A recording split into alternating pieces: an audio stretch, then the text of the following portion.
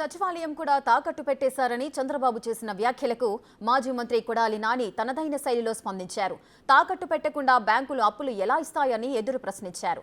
రాష్ట్ర అప్పులు 4 లక్షల కోట్లుంటే 2.5 లక్షల కోట్లు చంద్రబాబు చేసినవేనని తెలియజేశారు. ప్రభుత్వ ఆస్తులు తాకట్టు పెట్టకుండానే చంద్రబాబు 2.5 లక్షల కోట్లు అప్పు చేశారా అంటూ ప్రశ్నించారు. ప్రజలకు అవసరమైనప్పుడు ప్రభుత్వ ఆస్తులను బ్యాంకులకు తాకట్టు పెట్టడం మామూలేనని సమర్థించుకున్నారు. ఏ ఆస్తులు తాకట్టు పెట్టాలో అన్న విషయం రాజ్యాంగంలో ఏమైనా రాశారా అంటూ ఎదురు ప్రశ్నించారు. ఈ రాష్ట్రంలో 4 లక్షల కోట్ల రూపాయలు అప్పులు ఉన్నాయి. దాంట్లో 2,50,000 కోట్ల రూపాయలు చంద్రబాబు నాయుడు చేశాడు. 4 లక్షల రూపాయల్లో 2,50,000 కోట్ల రూపాయలు జగన్మోహన్ రెడ్డి గారు చేసినటువంటి అప్పులు.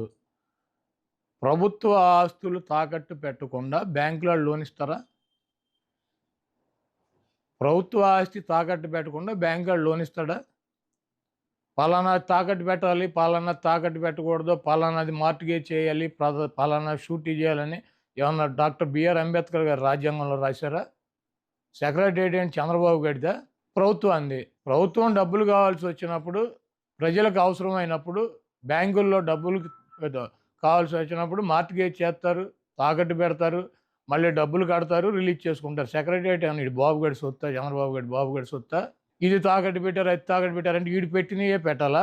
కానీ చంద్రబాబు నాయుడు పెట్టినటువంటి ఆస్తులు తాకట్టు పెట్టాలి. ఏమైనా రూల్ ఉందా? రాజ్యాంగంలో రాసి ఉందా? పలానా ఆస్తి పెట్టాలి, పలానా ఆస్తి పెట్టకూడదు? అది ప్రభుత్వం ఇష్టం. వాళ్ళు బ్యాంకర్స్తో మాట్లాడి బ్యాంక్ వాళ్ళు డబ్బులు కావాలన్నప్పుడు వాళ్ళు ఏదోటి మార్టిగేజ్ అడుగుతారు. ప్రభుత్వ ఆస్తి ప్రభుత్వం వాళ్ళు దాన్ని బట్టి వాళ్ళకు ఉన్నటువంటి వెసులుబాటుని బట్టి పెట్టుకుంటారు. సెక్రటేరియట్ పెట్టేశారు. సెక్రటేరియట్ ఎంత? 10 ఎకరాల పొలం. దాన్ని తాకట్టు పెడితే దాని విలువ ఎంత? 10 కోట్లో లేకపోతే ఎకరం 20 కోట్లు ఉంటుంది, 2 కోట్లు ఉంటుంది, 20 కోట్లు ఆస్తి. ఒక సచివాలయమే పెట్టారా? నువ్వేం పెట్టలేదా గతం?